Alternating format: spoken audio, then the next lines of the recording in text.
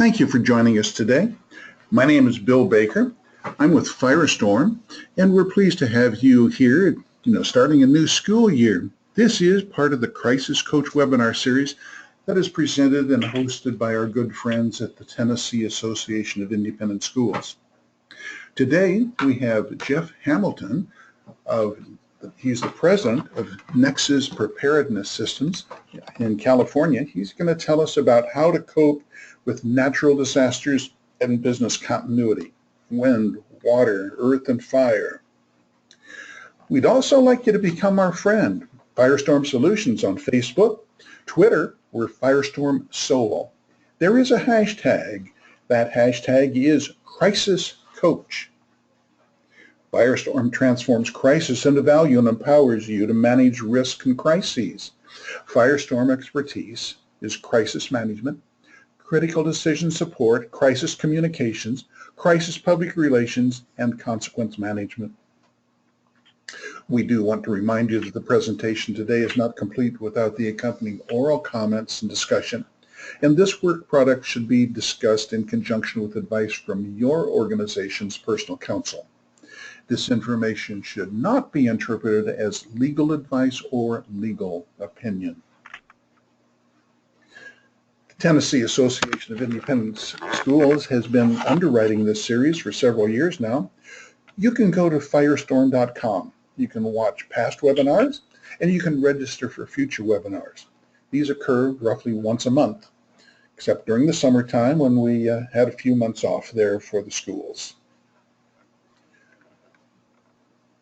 The Tennessee Association of Public Schools and Independent Schools was established in '73. They provide excellent programs, services to their members so that you're able to enjoy experience of camaraderie and getting together for meetings. Firestorm has been fortunate to be able to make presentations at some of the annual meetings or regional meetings for the Tennessee Association, and we appreciate that opportunity. Rich Martin, the executive director, is usually with us. However, he is out assisting his clients today, and we enjoy the relationship that we have with Rich. Our presenter today, as I mentioned, is Jeff Hamilton, President, Chief Operating Officer of Nexus Preparedness Systems. They're located in California, although they do have nationwide coverage and relationships. So, Jeff, over to you, please. Thank you, Bill.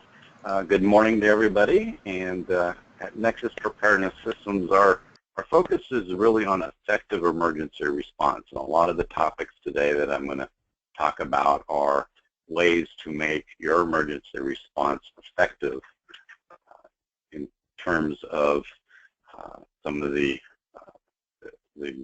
threats that we're talking about today. And when you have major events and threats that involve wind, water, earth, and fire, they often result in regional issues or extended time frames that are really going to cause you to rely on your own resources and your own plan. And these are potential situations where local authorities may be overwhelmed, and it's going to be up to your site to protect the employees and, in the case, your case, schools and the students. Many times when we think of earthquake country out here, those are certainly large regional effects where places are going to have to rely on their own resources for some period of time. You look at all the reports as of late, we've got severe weather that's causing another host of situations that are large regional effects. We've seen issues of flooding and whatnot, where businesses and schools are literally becoming an island unto themselves.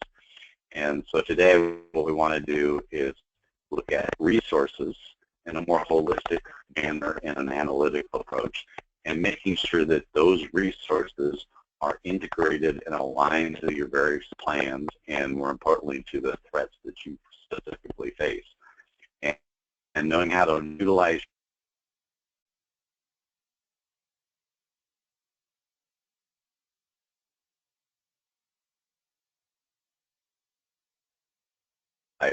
of supplies.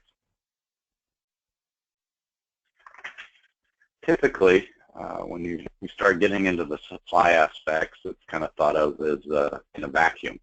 A lot of times you say, well, I've got an emergency response plan, I've got an emergency response team, I guess I better get some supplies. So you try to sit down and make a list of what you think you need. And of course, food and water are always at the top of the list. Maybe better get some flashlights, maybe a generator. Maybe you need some stuff for search and rescue depending on the types of threats that you're up against.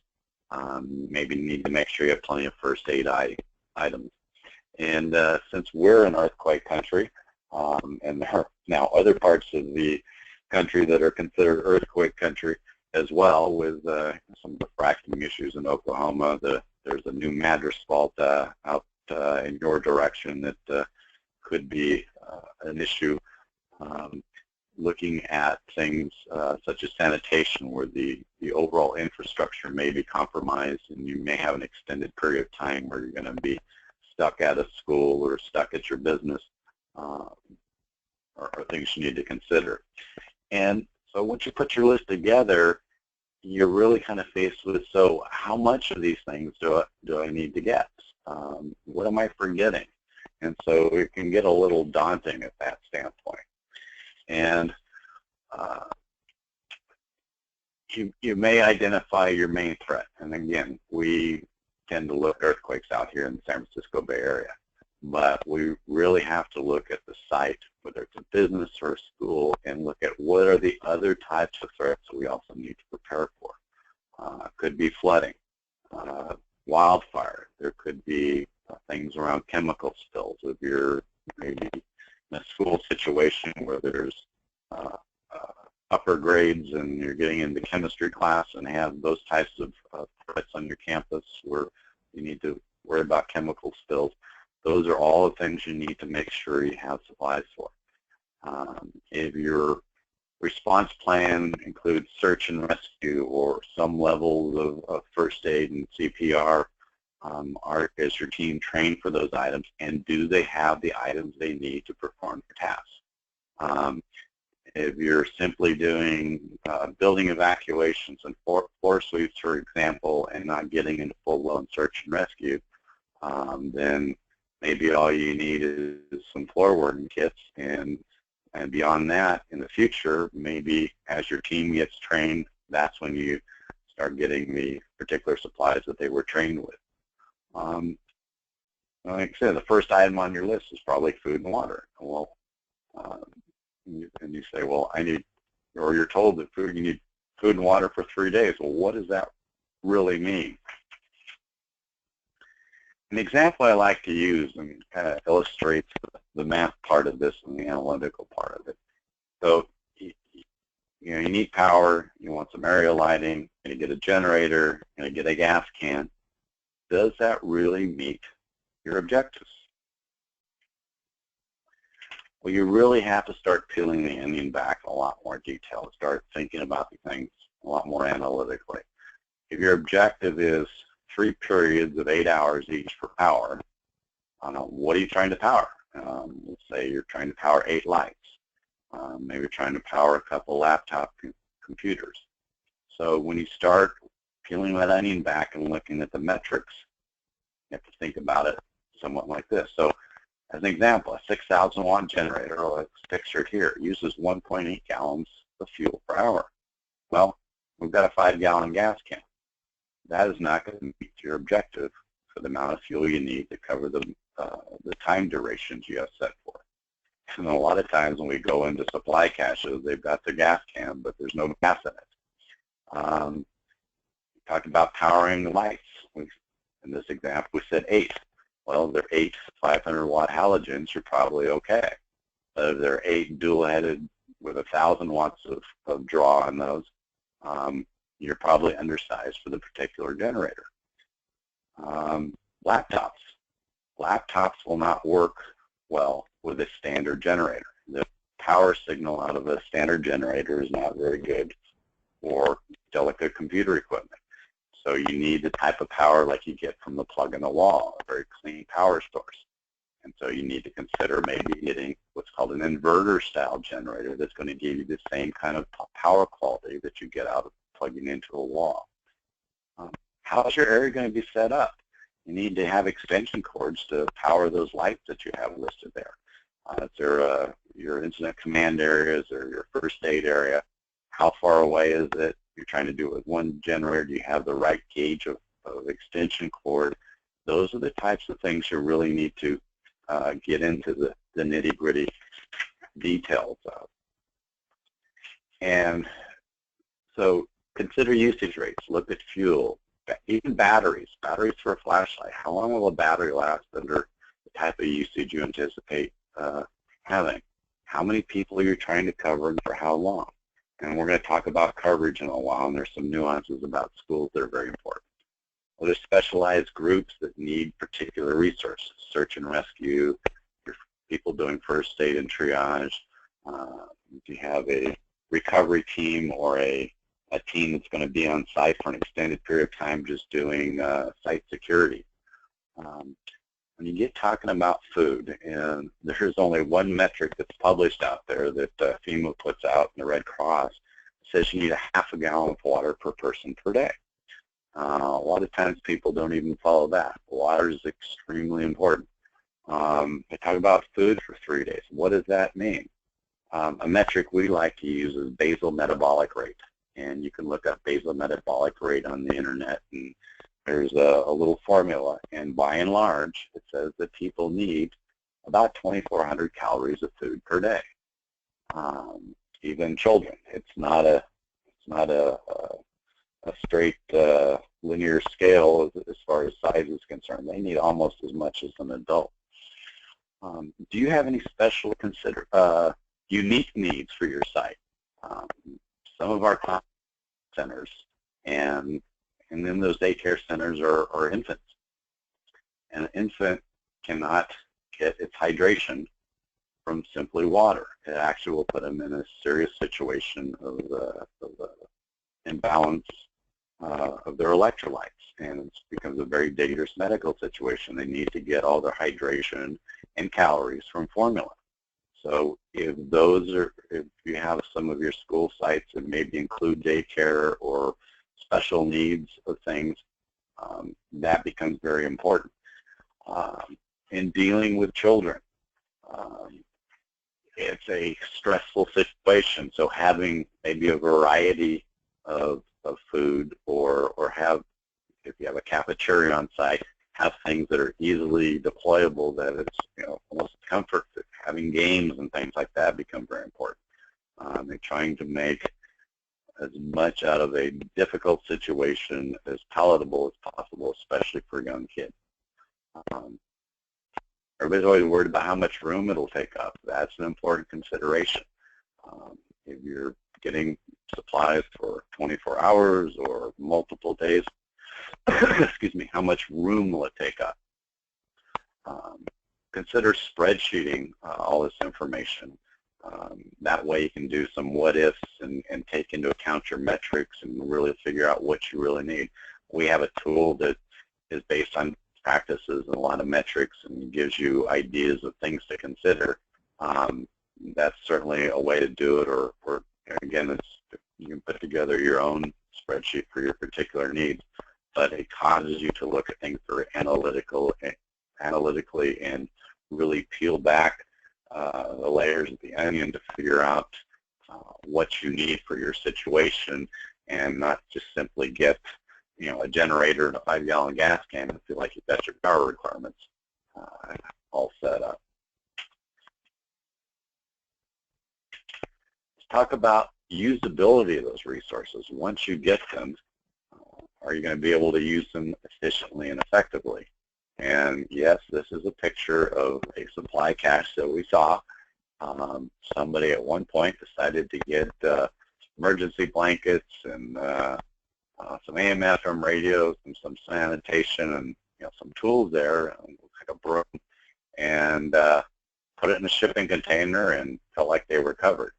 This is not really usable, and there may be items that they purchased that have expired. Food and water typically expire in 5 years. Medical components in 2 years. They're in your kits, with things like eye washes and ointments and analgesics. So we've seen a wide variety of situations in terms of things not being usable. This is a little better attempt at it, where people organize things on shelves and try to neatly stack them in there, but it's very nondescript. It's visually confusing. Some items may be difficult to access. You really don't know what's what in this particular situation. You may have everything you need there, but where is it? And in the heat of the moment, is it going to be a difficult situation to respond appropriately and efficiently? So what you really need to do is think about your emergency supplies as one giant kit. What's going to make it easy and visually intuitive to use, even to the point of having a map of where things are located and what you have. Doing a lot of very simple things can even make it more efficient. Something as simple as color coding goes a long way. So if you're having to deploy supply, and a lot of times you have to press into service an untrained volunteer, somebody that doesn't know about your supplies or what your procedures are, those types of things. Maybe in the case of a school, there's a parent that shows up and they can help out. And maybe what you need them to do is to take all the first aid and triage supplies and take it over to a different area. Well, if you say first aid and triage, you may get kind of a deer in the headlights look, and people are saying, what's triage? So instead of going into long discussions and explaining what they need to look for, if you had everything that is in that category tagged in red, for example, you could simply say, get everything with a red tag, take it over to that area, and we're going to be in good shape. Very simple, very quick, and you're utilizing an untrained resource very effectively. Group things functionally. You're going to be setting up various areas depending on the nature of the event. So if it is a major event, where you have to set up a sanitation area, you have to set up an area where the search and rescue people can get their supplies, you have to set up a first aid and triage area, you have to set up an area where you're going to distribute supplies to the employees, or in your case, students. Getting things quickly and easily to those areas becomes part of making an overall efficient and effective emergency response. Let's talk a little bit about allocations. There are some supplies that are very common to various groups involved in your emergency response team. Maybe it's like vests or hard hats or flashlights, gloves. It's really important to understand who gets what. If it's poorly defined and nobody is really aware, it becomes kind of a first-come, first-served situation. And so an example may be, well, you've got a very enthusiastic team. They got all the flashlights, very well. Maybe to search and rescue.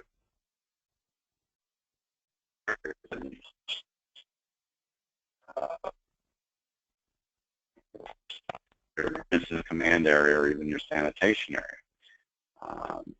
And now you've got a situation where the other teams can't do their particular task.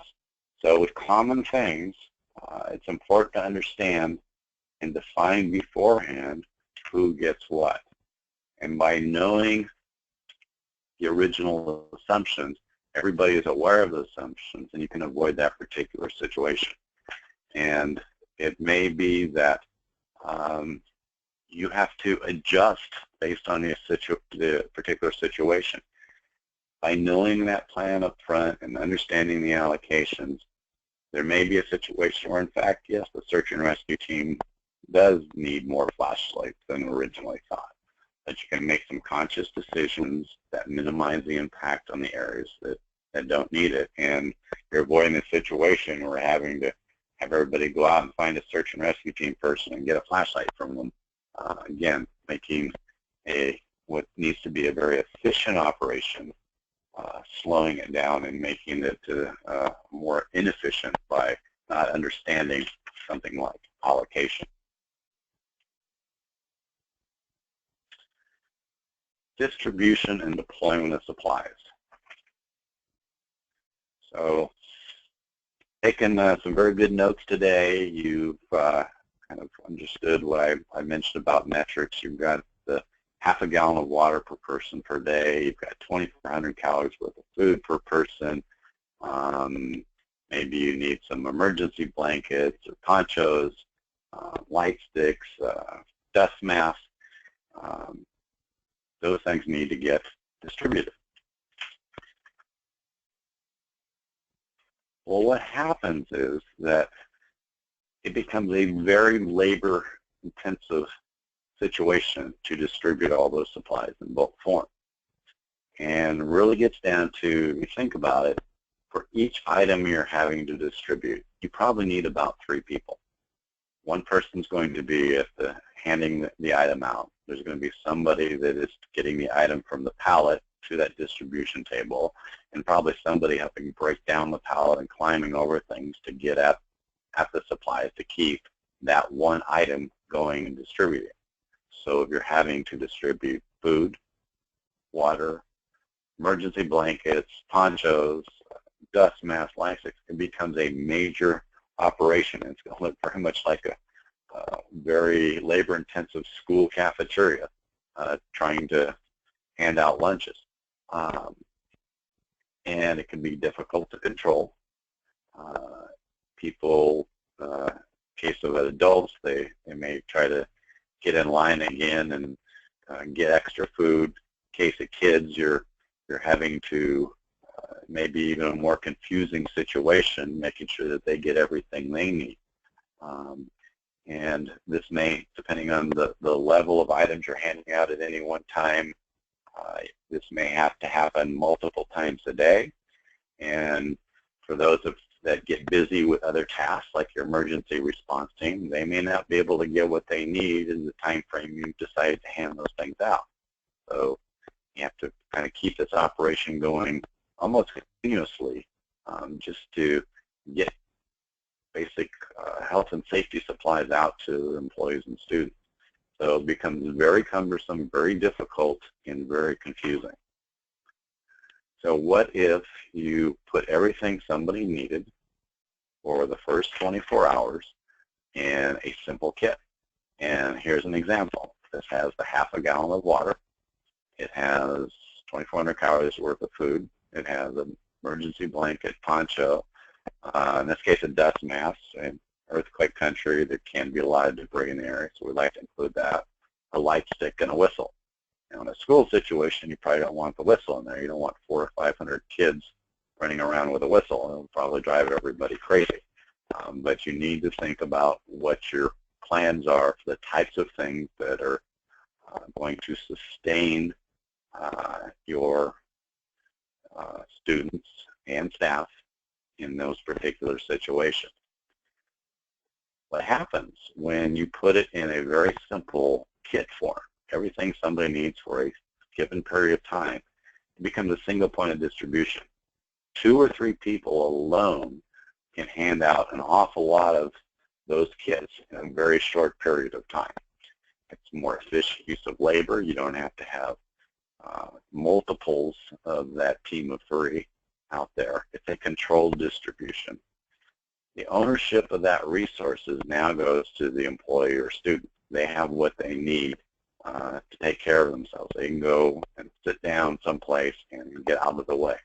In the cases of companies where employees will try to go home, they at least have something they can take with them because they're going from a known place of refuge that has supplies, and they decide to just hike a mile home or 5 miles or 10 miles or whatever it is, they at least have something to take with them to sustain them on their way.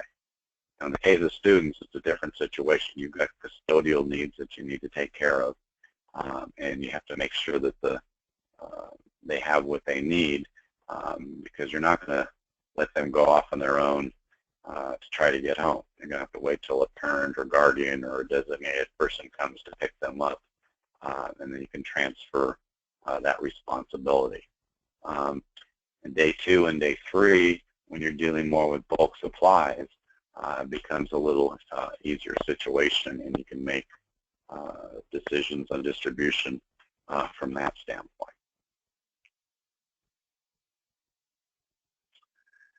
Now let's also talk about deployment of some of those resources. And I've gone and I've seen supply caches that look very neat. They're labeled.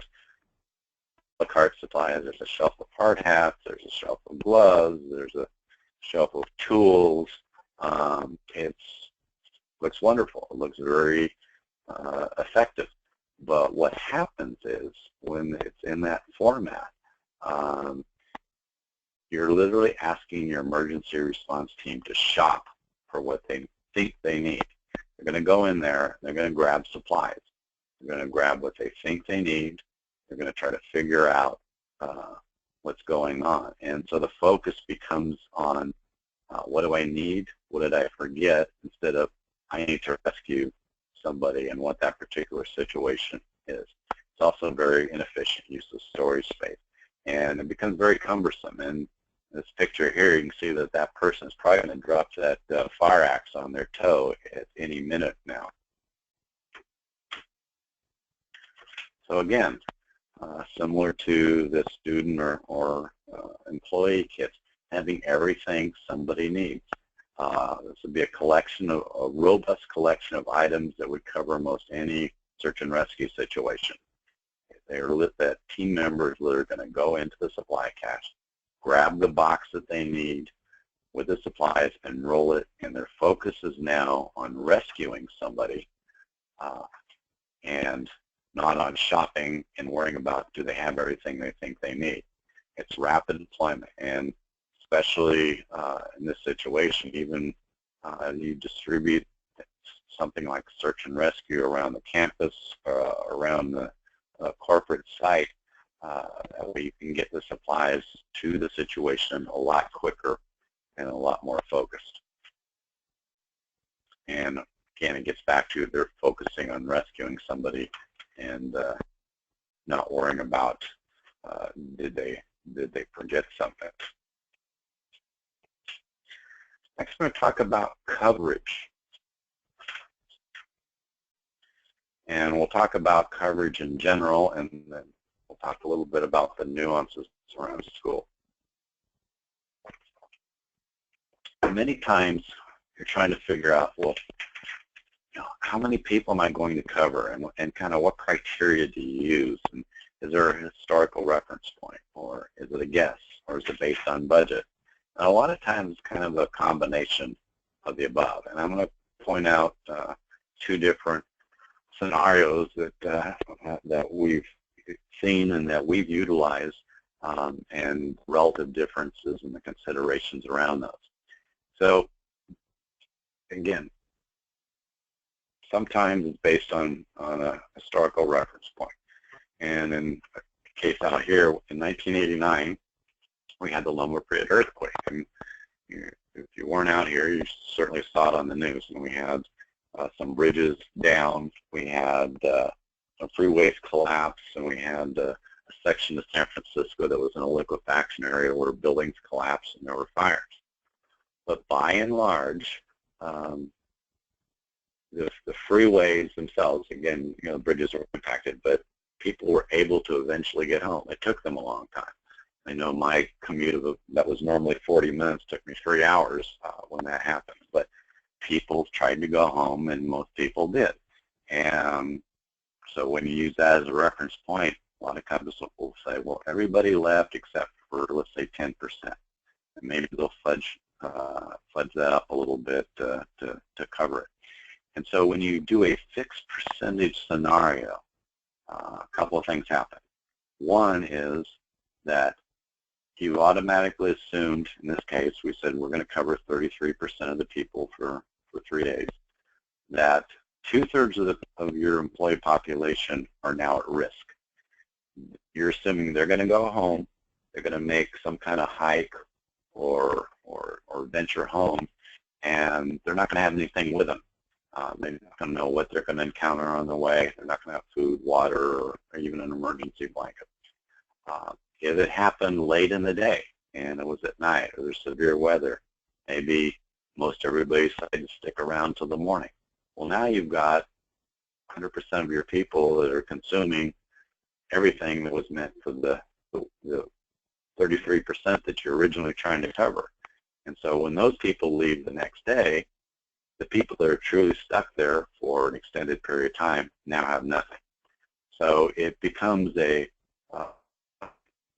less flexible situation, and depending on the nature of the event, can create issues. So let's look at something we say is a 100% coverage, but with an attrition rate model attached to it. And that's where you cover 100% of your employees or students for the first day. And even if some of those folks, and again, that's more the case of a corporate situation, they're going to try to go home, they at least have something to take with them for the journey home. They are not putting them at risk. And then day 2 and day 3, you ratchet down the amount of supplies that you have and are able to cover people that are truly stuck there for those couple of days. You can even get more scientific with it and looking at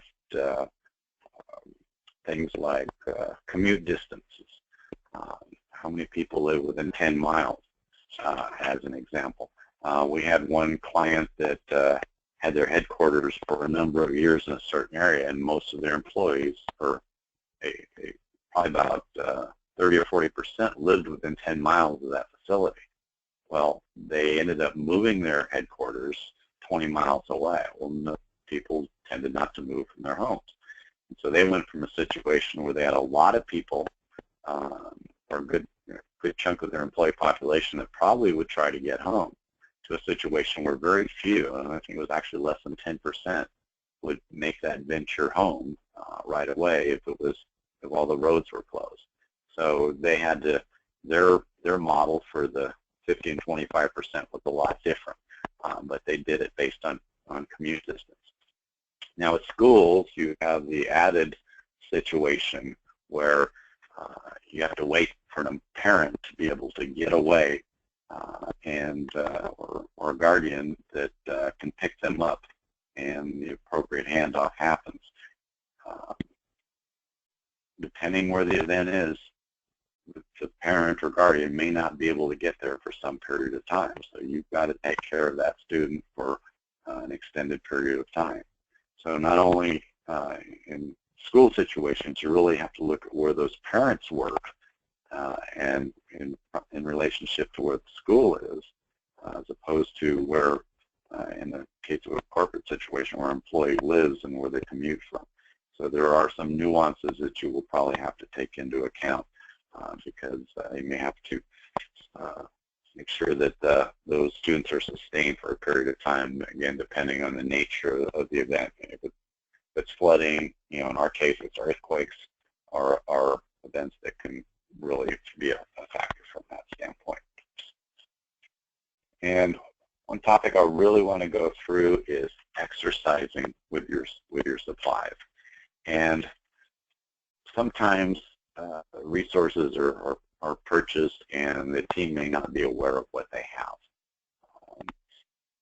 Maybe even more of a case with schools where maybe it's purchased at a district level or it's purchased by facilities and gets set up, and the team may not be aware of what they have. And, even just being familiar with how to use the supplies can be an issue. As an example, setting up a canopy, those of us that set them up have set them up before. It's actually fairly straightforward, but if you've never done it, it may take a time or two practicing with it. So the joke often is when you think about supplies is who has the key. And sometimes even in the emergency response plan, the supplies that are part of that are not even acknowledged. There's a limited awareness by the team and the staff in general about what they have, and you may not have the right supplies aligned to the specific threat.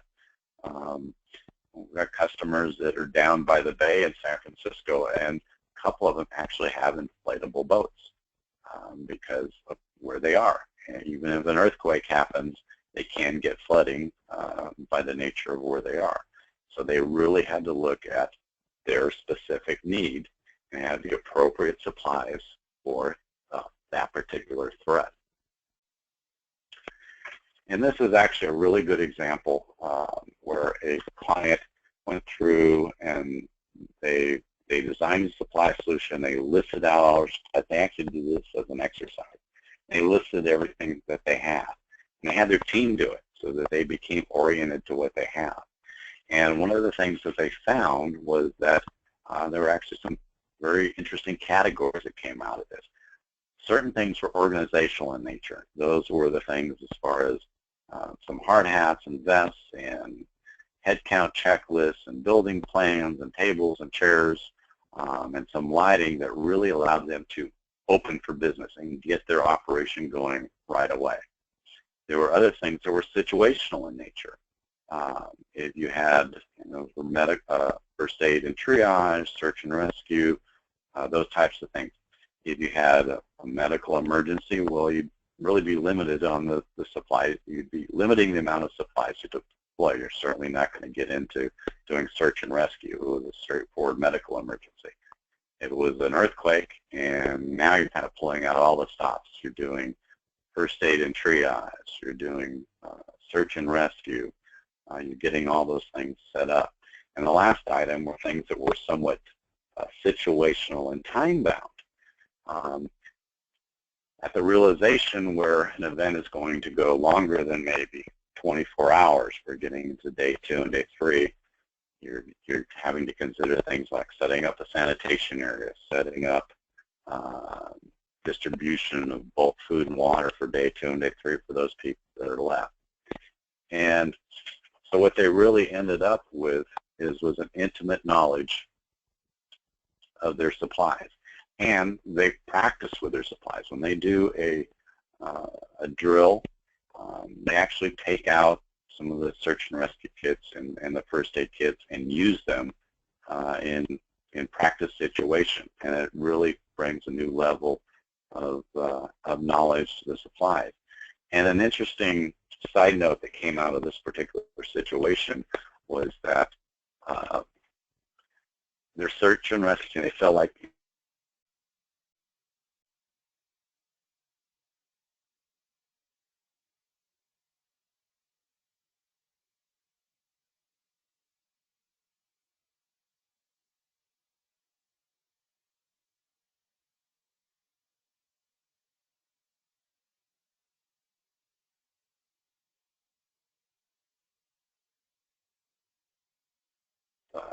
continuous improvement was they got special order hard hats for those folks and fitted gloves, and that way they could perform their task.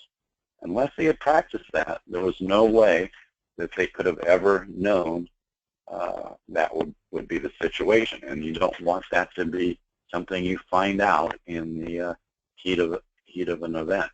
So practice, it becomes probably the most important item that we'll cover today in terms of practicing with your supplies and knowing what they are and figuring out what works and what doesn't. So we covered a lot of topics today, and just to summarize, really think about the metrics around your supplies. Don't just get a generator and a gas can. Really think about how it's going to be used and what the objectives are, how many batteries you need, flashlights, how much food and water do you really need. Make sure things are usable. Things need to be organized very efficiently, very intuitive, very obvious, because not only it's going to make it easier for your team to react in those situations, but in the case where you have untrained volunteers you need to press into action, you want to make it so that they can be successful at that task. Understand the allocation. We talked about the example of the flashlight. There are common items. People need to know what the original plan was, and the people in charge need to know what the plan was so that they can make appropriate adjustments as well. Distribution deployment, the key there was putting things in kit form wherever possible. You want to get things handed out quickly with a minimal amount of labor. You want to make sure things go efficiently. In the case of the search and rescue we talked about, you want them concentrating on the tasks they need to do and not worrying about did they forget something. Coverage becomes a very important factor. How many people are going to cover? You need to think about worst case situations, the various things that will happen. Try to educate yourself to the best you can on the things to consider. We talked about commute distances. Schools have the added nuances. They have a custodial situation where they need to take care of students for a period of time and wait for the parents to come pick them up. That may be very difficult depending on the nature of the major threat in your area and the event that it happened. So try to think through situations for how long you may have to take care of a student and how many from that situation. It's probably very indicative of not only your local area and the threats you face there, but the threats that the parents may face if they're commuting to, a downtown situation and trying to get out of those areas. We have a lot of long commutes in the Bay Area that are 35 or 40 minutes or an hour, and it's hard enough for parents to get home on time under normal circumstances just because of traffic, and if there's a major event, it's going to be next to impossible for her to get home in any meaningful time. And the last item is exercising with your supplies. You've got to make sure your emergency response plan acknowledges your supplies, that you are familiar with them, and that you test out your assumptions. Make sure everybody becomes familiar with what you have, because it has to be a very effective and efficient operation, and you don't want to figure things out during an event. So at Nexus, we like to put things in a predict, plan, and perform orientation. We talked about making sure your supply objectives align with your threats and your responses that you have planned. Design to those. Plan your various deployment scenarios, how you're going to get those supplies to the people that need to use them. Make sure everybody is fully aware of all the assumptions around the supplies and that they train with them. And again, the most important thing is practice, practice, practice, and analyze after the event in a hot wash what worked and what didn't. The information today will be available in a brief in a couple of days that you'll be able to download, so that you have a resource to for these types of items. If you're responsible for supplies, you're responsible for your emergency response plan, and hopefully that will be a resource that will be very beneficial with you. I'd like to thank Tennessee Schools for participating.